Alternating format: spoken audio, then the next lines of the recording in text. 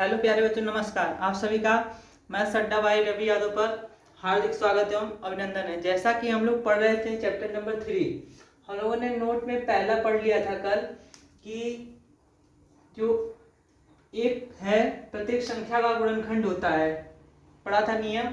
तो उसमें जैसे लिखा था कि 6 को लिख सकते हैं 1 गुणे 6, फिर जब इसका गुणा करेंगे तो 6 आ जाएगा। जो पहले संख्या 6 थी वो अभी भी 6 है। इसी प्रकार 7 का करेंगे तो 7 प्राप्त होगा। ठीक है, तो इससे हमें यह ज्ञात हुआ था कि जो एक होता है हर संख्याओं का गुणनखंड हो सकता है। तो हम आगे इसमें दूसरा पॉइंट देखते हैं। दूसरा पॉइंट दिया गया है, जो कोई भी संख्या जो होती है वह स्वयं की एक गुणनखंड होती है। कोई भी संख्या जो होती है स्वयं की एक गुणनखंड होती है। तो यहाँ पे एग्जांपल दिया गया है 7। 7 जो होती है स्वयं की गुणनखंड होती है, क्योंकि 7 इंटू 1 करेंगे तो वह स्वयं की एक गुणनखंड हो जाएगी। इसी प्रकार कोई भी संख्या स्वयं की एक गुणनखंड कहलाती है। तीसरा पॉइंट दिया गया है 16, यानी कि तीसरा पॉइंट दिया गया है, इसका नियम है। तीसरे पॉइंट का ध्यान से देखिएगा।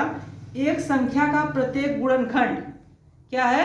एक संख्या का प्रत्येक गुणनखंड उस संख्या का एक पूर्ण विभाजक होता है। यानी कि जैसे कि एक संख्या दी गई है, इसका जो प्रत्येक गुणनखंड, इसका गुणनखंड होगा 1 इंटू 16, फिर 2 इंटू 8, फिर 4 इंटू 4, इस संख्या का गुणनखंड हो जाएगा। ठीक है, तो बोला गया है कि जो एक गुणनखंड होता है इस संख्या का पूर्ण विभाजक होता है। यानी कि जो 16 है इन सभी संख्याओं से पूर्ण रूप से विभाजित होती है। तो यहाँ पे देख लीजिए, 16 से 16 कट जाएगी, 2 से काटेंगे तो कट जाएगी, 1 से काटेंगे तो कट जाएगी, 8 से काटेंगे तो कट जाएगी, इसी प्रकार 4 से 16 को काटेंगे तो कट जाएगी। ठीक है, आगे देखिए चौथा पॉइंट, 16 के गुणनखंड की संख्या परिमित होती है। यानी कि किसी भी संख्या के गुणनखंडों की संख्या परिमित यानी कि सीमित होती है,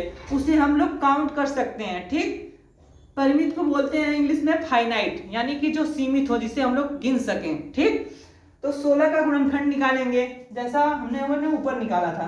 तो यहाँ पे लिखेंगे 1 इंटू 16, फिर 2 इंटू 8 भी 16 का गुणनखंड होता है, फिर 4 इंटू 4 16 का एक गुणनखंड है। ठीक है, अब इसे गुणनखंड के रूप में लिखेंगे।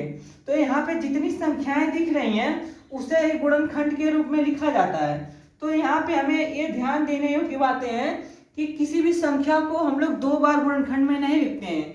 एक बार हो गई तो उसको वहीं पे चाहे जितनी बार हो उसे छोड़ देते हैं। ठीक, तो गुणनखंड में लिखेंगे 1 है तो 1, 2 है तो 2, फिर 4 है तो 4 लिखेंगे।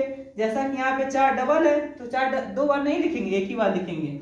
फिर उससे बड़ी संख्या 8 है, 8 को लिख लेंगे, फिर 16 बचा, 16 को लिख लेंगे। तो 16 का गुणनखंड जो है, ये सारी संख्याएं 16 की गुणनखंड हो जाएंगी।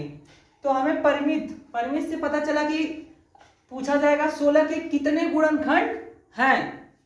तो हम लोग काउंट कर लेंगे, 1 2 3 4 5 हो जाएगा। 16 के 5 गुणनखंड होंगे। ठीक, इसी प्रकार आगे दिया गया है, पांचवा नियम दिया गया है। पांचवा नियम दिया गया है, पांचवा नियम है कि किसी भी संख्या का गुणज जो होता है उस संख्या के बराबर या उससे बड़ा होता है।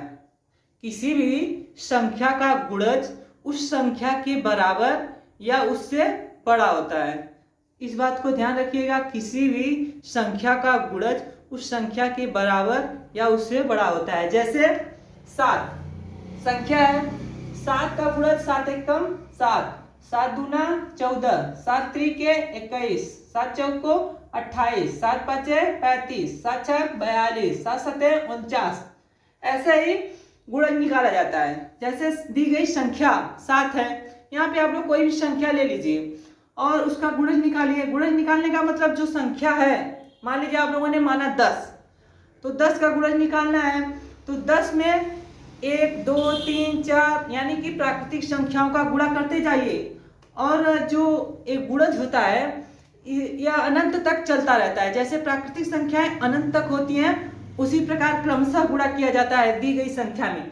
जैसे यहाँ पे 7 है तो सबसे पहले मैंने 7 का 1 में गुणा किया, 7 एकम 7, फिर 7 का 2 में गुणा किया, 7 दूना 14, 7 त्रिक 21, 7 चौको 28, 7 पचे 35, 7 छक 42, 7 सते 49, डाट डाट डाट इनफाइनाइट तक चलता रहता है। ठीक है, तो ये हो जाएगा 7 का गुणज। अगला नियम है कि दी गई संख्या का, हमने यही नियम है, थोड़ा इसमें बता चुके हैं लेकिन देख लीजिए एक बार और।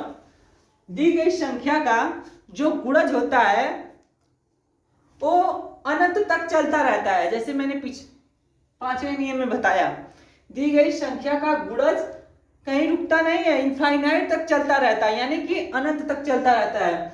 7 का गुणज करेंगे तो 7 एकम 7, 7 दूना 14, 7 त्रिक 21, 7 चौको 28, ऐसे ही डाट डाट डाट अनंत तक चलता रहता है। ठीक है प्यारे बच्चों, तो हम लोगों ने आज पढ़ा चैप्टर नंबर 3 के थियरी को। अब इसके आगे क्वेश्चंस हैं जो हम लोग करेंगे कल। ठीक है, तो जाइए आप लोग चैनल को ज्यादा से ज्यादा लाइक शेयर तथा सब्सक्राइब करिए। थैंक यू फ्रेंड्स, जय हिंद दोस्तों, मिलते हैं कल।